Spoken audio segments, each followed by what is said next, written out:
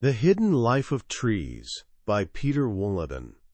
Have you ever wandered through a forest and felt something you couldn't quite name? That deep, ancient calm that seems to whisper secrets? Let me tell you about something extraordinary that happened to a German forester named Peter Wohlleben. For years, he'd walked past this weird cluster of mossy green lumps in an old beech forest. They sat there in a perfect circle, and honestly, he'd never really given them a second thought. Just some rocks, right? But one day, curiosity got the better of him. He knelt down, peeled back the moss on one of these stones, and discovered something that stopped him cold. Bark. These weren't rocks at all. They were the twisted, ancient remains of a massive tree stump. The inside had rotted away centuries ago, which meant this tree had been cut down at least 400 or 500 years before.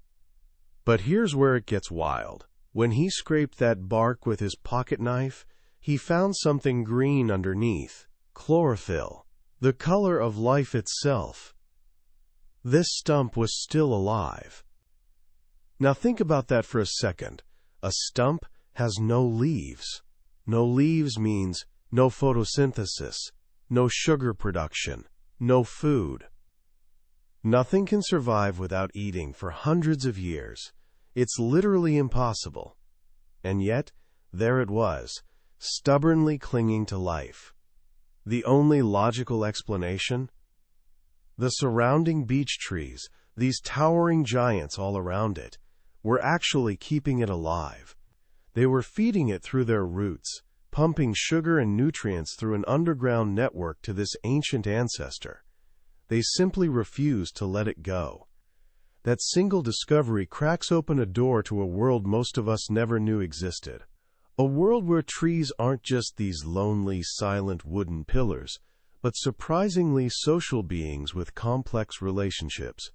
This is the incredible world Peter Wohlleben reveals in his groundbreaking book, The Hidden Life of Trees.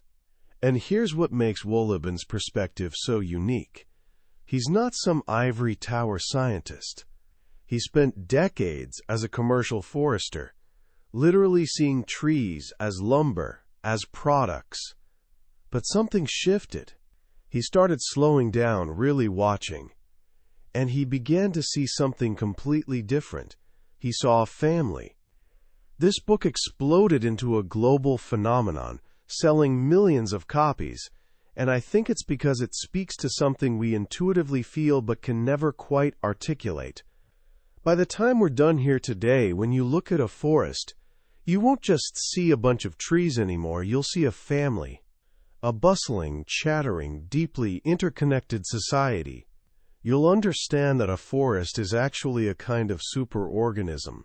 And trust me, you'll never walk through the woods the same way again.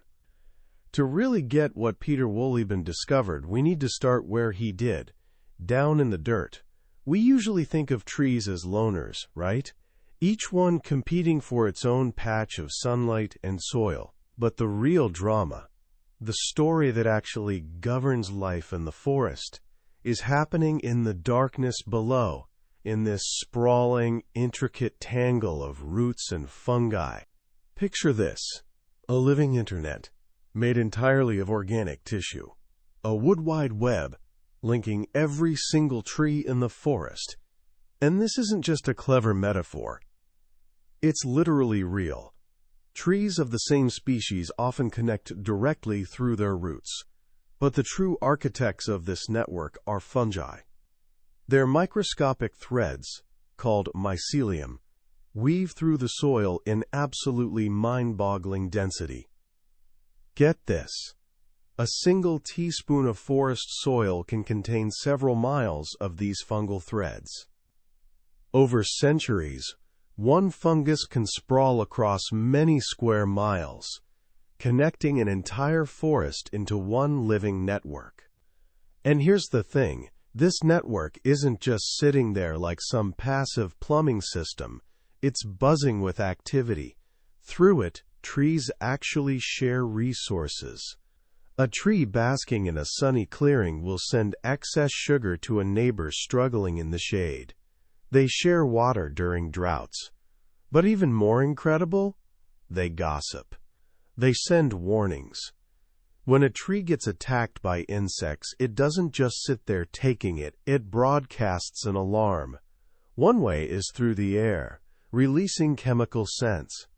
On the African savanna, when a giraffe starts chomping on an acacia tree, that tree releases a gas called ethylene. The neighboring acacias literally smell this warning, and within minutes start pumping toxins into their own leaves to make themselves taste awful. The giraffes, having learned this trick, will often skip the nearby trees entirely and wander 100 yards away, or walk upwind to find trees that haven't gotten the memo yet. Our forests work the same way. When a caterpillar munches a leaf, the tree sends electrical signals through its body, kind of like our nervous system, though way slower. It can take a full hour for defensive chemicals to reach the damaged leaf. But the airborne warning? That's faster. And get this, the messages can be incredibly specific. The tree can actually identify the exact species of bug by analyzing its saliva. Then it releases a precise chemical signal that acts like a bat signal, calling in specific predators that love eating that particular pest. Elms and pines, for instance, can summon tiny parasitic wasps that lay their eggs inside leaf-munching caterpillars, basically turning the caterpillars into living nurseries that save the tree. But what about trees too far away to catch the airborne message? Enter the wood wide web. Dr. Suzanne Simard, a brilliant forest scientist who pioneered this research, discovered that trees also broadcast these chemical warnings through the fungal network. They even send electrical pulses along the fungal threads, traveling at about 1/3 of an inch per second. Once the message goes out, all the connected trees in the area can brace themselves. This communication network explains why a forest is so much more than just trees standing near each other. It's a genuine community. A single tree alone is vulnerable to wind, weather, and attack. But together, they create their own microclimate. They moderate temperature, store enormous amounts of water, generate humidity. In this sheltered environment, trees can live incredibly long lives. And to keep the community intact, they actually look after each other. The strong help the weak, understanding that someday roles might reverse. You can see this social safety net at work in undisturbed beech forests. Researchers discovered something absolutely wild.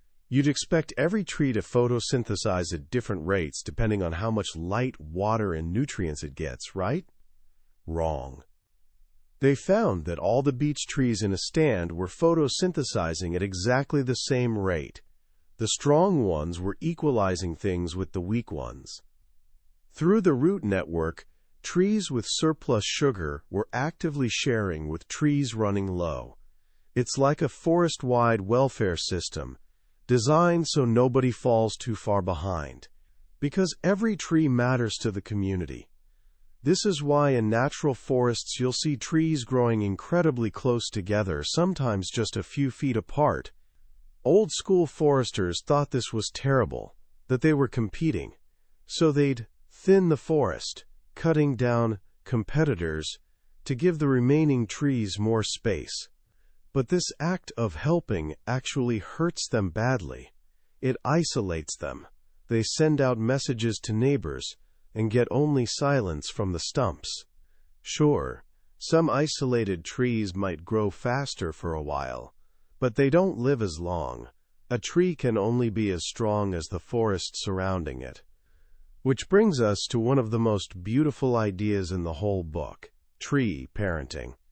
The tall, dominant trees in a forest are often called mother trees.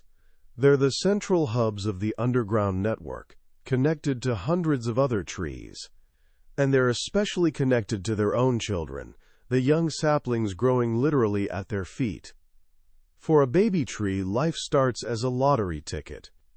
A single beech can produce around 1.8 million seeds in its 400-year lifetime. Of those millions, statistically, only one will grow into a full-sized tree. The rest become squirrel food or compost. The lucky seed that sprouts faces a challenge immediately. It's living in the deep shade of its mother's massive canopy, where only about 3% of sunlight reaches the ground. With so little light, a sapling can't possibly grow quickly. It produces just enough sugar to survive, but not enough to shoot upward. And here's the twist. Wohlleben explains, this isn't a problem. It's school. The mother tree is intentionally keeping her child in the shade, forcing it to grow painfully slowly. Why on earth would she do that? Because slow growth in youth is the secret formula for a long, healthy tree life. A tree that shoots up fast has big, airy wood cells that make it weak, brittle, and vulnerable to fungi. But a tree that grows slowly for its first century or two develops tiny, super dense wood cells. This makes it flexible enough to bend in storms and highly resistant to disease. This long childhood isn't torture, though. The mother tree stays in constant contact with her child through the root network, literally nursing it. She sends a steady IV drip of sugar and nutrients to keep it alive, while it waits patiently for its moment. A young beech tree that's only waist-high might already be 80 or 100 years old. It can wait like this for another 200 years, just learning and growing slowly. Then, one day, everything changes. The mother tree reaches her end. Maybe a storm knocks her down, or disease finally wins. She crashes to the forest floor. A gap opens in the canopy. Suddenly, sunlight floods the forest floor. For the young trees that have been waiting for literal centuries, this is their green light. Now comes the race. All those youngsters shoot upward at once, straight as arrows racing toward the sky. The fastest will claim the light. The slow ones will be shaded by their siblings and eventually die. But because of their slow, patient upbringing, they're perfectly equipped for the long haul. They've learned the forest's most important lesson: slow and steady wins the race. This slow, deliberate pace defines everything about a tree's life, even romance. Deciduous trees like beeches and oaks don't bloom every year. They coordinate. They might wait 3, 4, even 5 years between blooms. They do this to outsmart animals like wild boars and deer, who absolutely love their nutritious nuts. If trees produced a feast every year, animal populations would explode and devour all the seeds. But by blooming unpredictably, trees keep herbivore numbers in check. Then, in what's called a massed year, all the trees in the forest bloom simultaneously, producing such an enormous tsunami of nuts that animals couldn't possibly eat them all. This guarantees enough seeds survive to sprout. Pretty clever, right? For pollination, most forest trees like beeches, oaks, and conifers don't bother with insects. They use wind. It's more reliable, especially in cool weather when bees stay home. They release massive clouds of pollen that drift through the forest. To avoid inbreeding, trees have evolved neat tricks. Some, like spruce, have their male and female flowers open at different times. Others, like bird cherry, can chemically recognize their own pollen and actively block it from fertilizing their eggs, ensuring only foreign genes create the next generation. It's a remarkable level of biological self-awareness. As a tree grows from patient seedling to towering giant, it must follow what Wohlleben calls forest etiquette. The ideal tree has a perfectly straight trunk and a symmetrical crown. This isn't about looking pretty, it's about survival. A tree must withstand wind, rain, and snow, forces that can exert hundreds of tons of pressure. An evenly formed tree distributes this stress perfectly.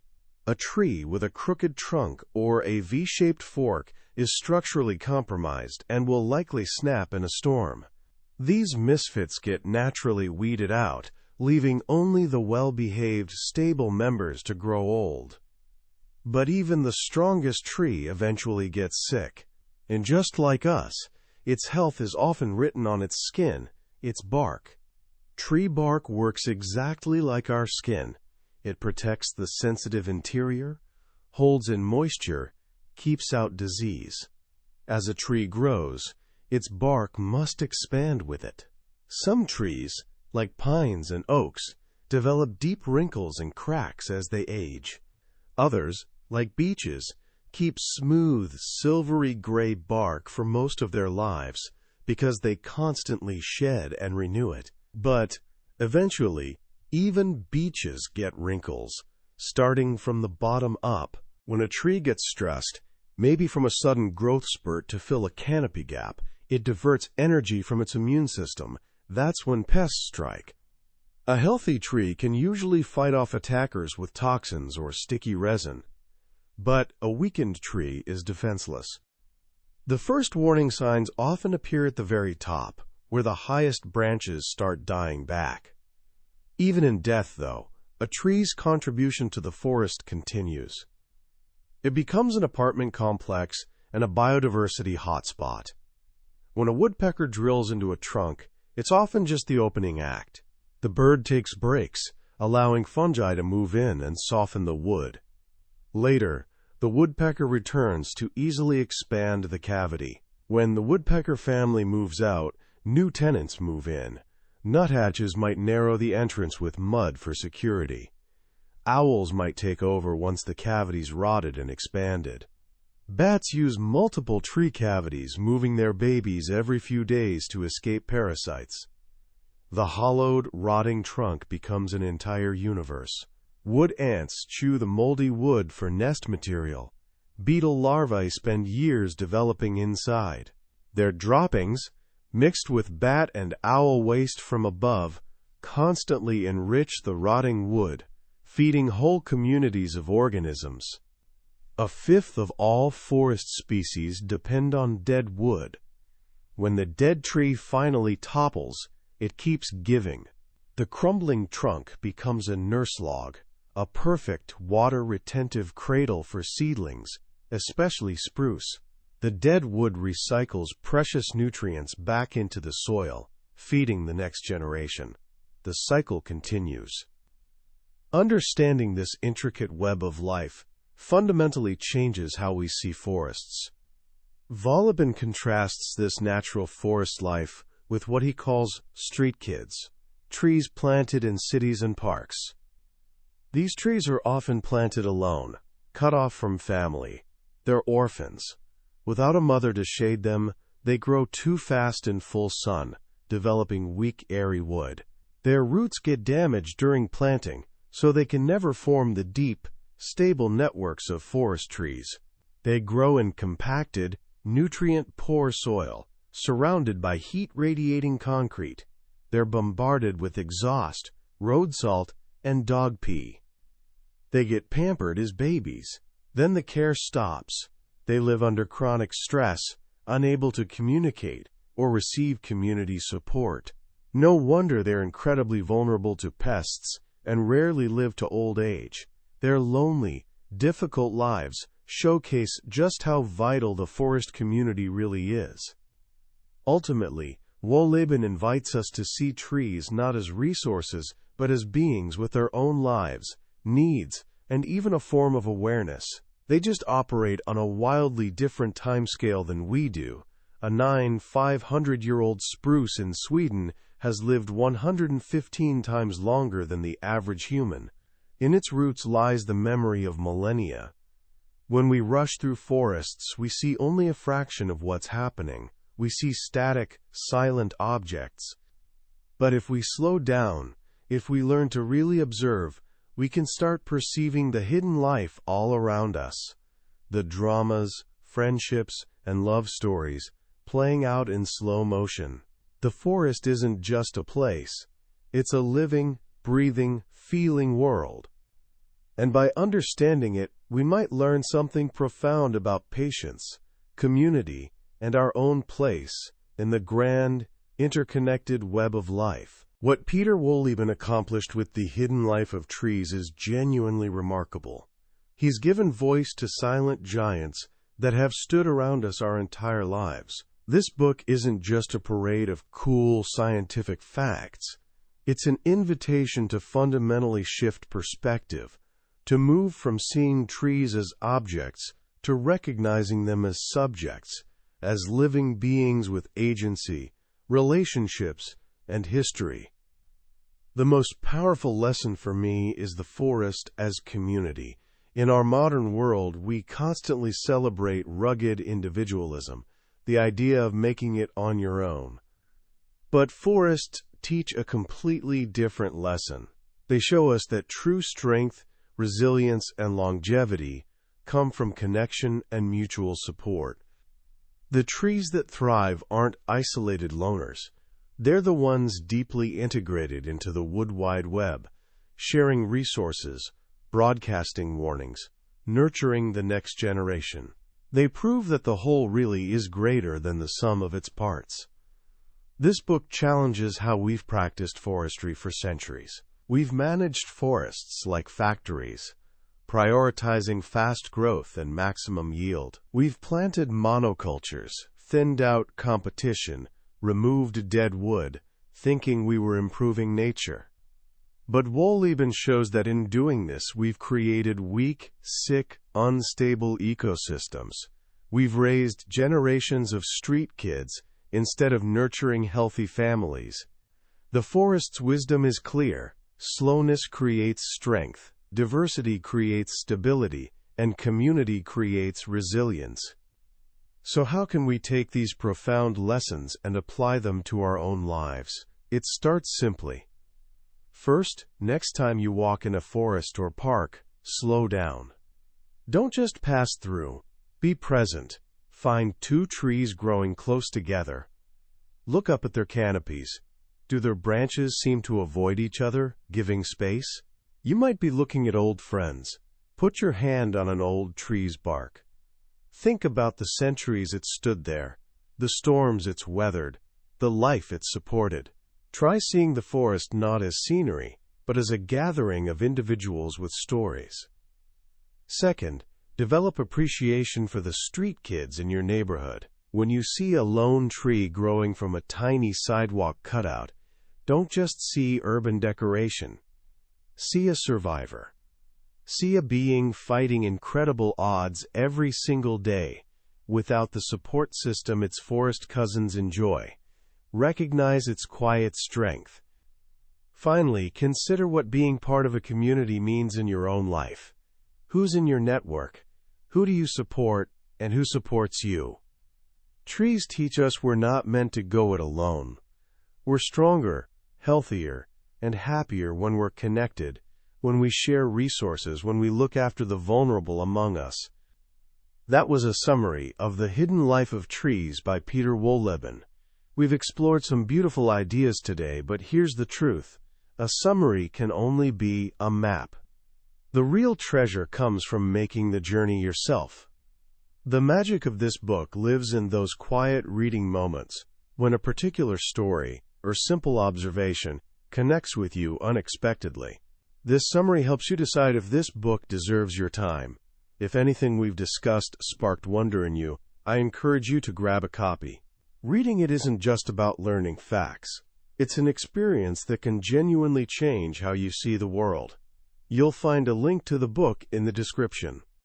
Also, if you found this forest journey valuable, please hit that like button and subscribe.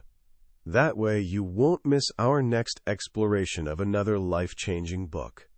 Let's keep learning and growing together.